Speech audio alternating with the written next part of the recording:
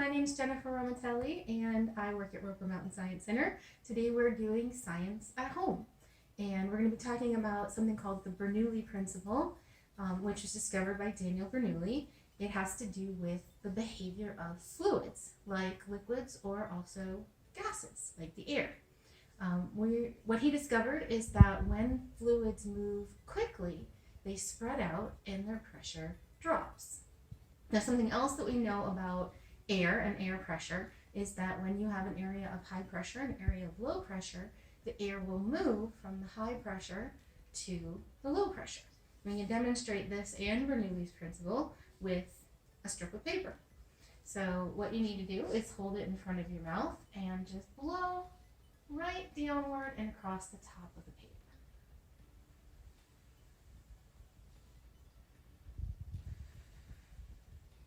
As you can see, the paper lifted up towards the moving air. And the reason for that is that my moving air was an area of low pressure, and that meant that there was high pressure underneath the paper. Since air moves from high pressure to low pressure, the high pressure air pushed the paper upward towards the low pressure air above. Now, another way you can demonstrate the Bernoulli principle is with a plastic bag. Doesn't need to be as big as this one. This is the biggest one I could find, but you can do this even with something as small as a grocery bag. And what I'm going to do is try and fill this bag up with air from my own lungs by blowing into it. I'm going to put 5 breaths in and see how full it gets. Okay.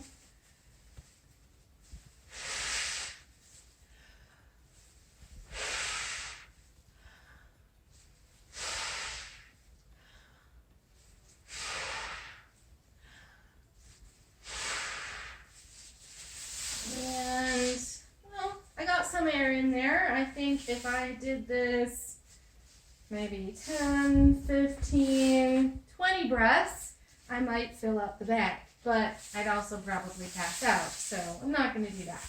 But what I can do is try to use Bernoulli's principle to help me. So instead of holding this really tightly closed and right up to my mouth, I'm going to hold it just a little bit wider, and I'm going to blow in it from a little bit further away.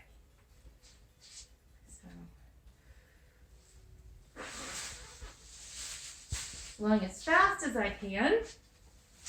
I've managed to fill most of the bag with just one breath. A lot less effort than before and much better results.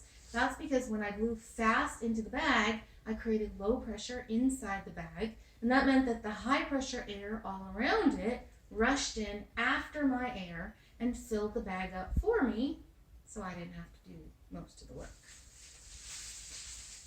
That's a lot of fun to do with your family, but my favorite Bernoulli experiment uses a hairdryer and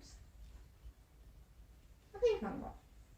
So I'm going to turn this hairdryer on.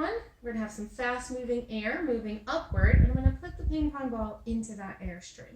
Make a prediction as to what you think is going to happen when I do that.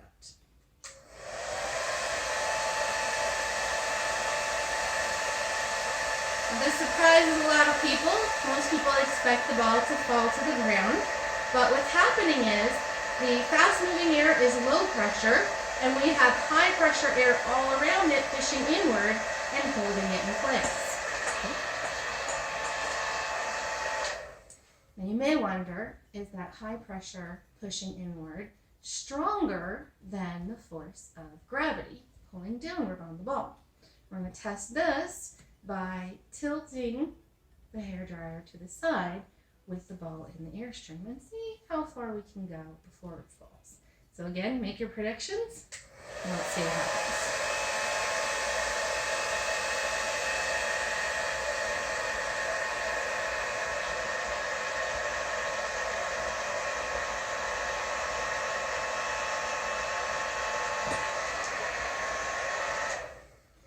So I got to about a 45-degree angle before the ball fell, and that means that the force of gravity on the ball was about equal to the force of the air pushing inward on it. I hope you've enjoyed practicing experiments about Bernoulli's principle, and so long.